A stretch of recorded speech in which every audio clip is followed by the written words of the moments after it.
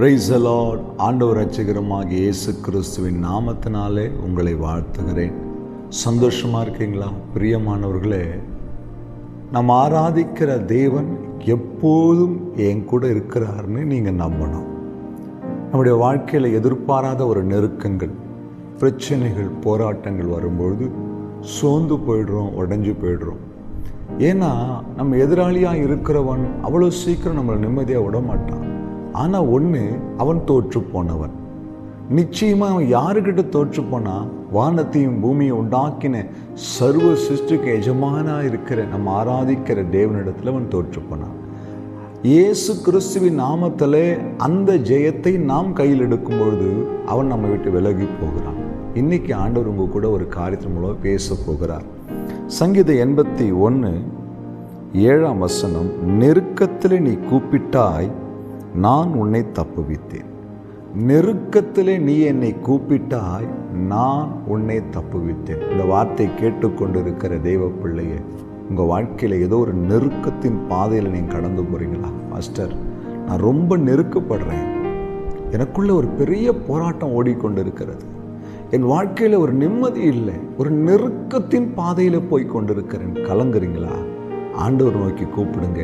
உங்களுக்கு ஒரு வாக்கு கொடுக்கிறார் இந்த காலை வேளை, நான் உன்னை அந்த நெருக்கத்திலிருந்து தப்புவிப்பேன்.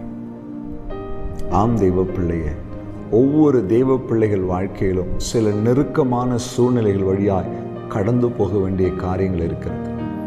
ஆனால் அந்த நெருக்கமான நேரங்களில் நாம் செய்ய வேண்டியது கலங்குவதோ, கண்ணீர் விடுவதோ, சோர்ந்து போய் உட்கார்ந்து விடுவதோ அல்ல. முழங்காலில் நின்று, ஆண்டவரே, நான் ஒரு நெருக்கத்தின் பாதையில் கடந்து போகிறேன், என்னை விடுவித்தருளும் என்று கெஞ்சும் பொழுது நம்மை விடுவிக்கிற தேவனாய் அப்படி இருக்கிறார். தாவீதுடைய வாழ்க்கையில் எத்தனையோ நெருக்கங்கள், உயிருக்கு பயந்து ஓடிக்கொண்டிருக்கிற ஒரு சூழ்நிலை, பைத்தியத்தை போல தன்னை மாற்றி வேஷமிடுகிற ஒரு சூழ்நிலை, கட்டிய மனைவி செய்கிற துரோகங்கள், இப்படி எத்தனையோ தன் பெற்ற பிள்ளையின் மூலமாய் வருகிற துரோகங்கள் தாவீதை குத்தி கிழித்து நெருக்கி போட்டது. ஆனாலும் தாவீதுக்கு ஒரே ஒரு நம்பிக்கை, நான் ஆராதிக்கிற தேவன், சேனைகளின் கர்த்தர் என்னோடு இருக்கிறார். யாக்கோபின் தேவனின் உயர்ந்த அடைக்கலம், கர்த்தரை பிடித்து கொண்டார். ஆண்டவர் எல்லா நெருக்கத்திலும் இருந்து தாவீதை தப்புவித்தார். உங்களையும் என்னையும் அவர் தப்புவிப்பார். ஒருவேளை இன்னைக்கு நீங்கள் போகிற பாதை நெருக்கமாக இருக்கலாம். ஆண்டவரை நோக்கி பாருங்கள், இயேசுவின் கரத்தை நோக்கி பாருங்கள். ஆண்டவரே, என் வாழ்க்கையில் ஒரு நெருக்கம், என்னால் தாங்க முடியாத உபத்திரவத்தின் பாதையிலே போகிறேன், கண்ணீர் விட்டு கதறிக்கொண்டிருக்கிறேன், விடுதலை இல்லை, நிம்மதி இல்லை, சோர்ந்து போயிருக்கிறேன், எல்லா பக்கமும் நெருக்கம், நான் என்ன செய்வதுன்னு அங்கலாய்க்கிறீங்களா? முழங்கால் படியிடுங்கள்.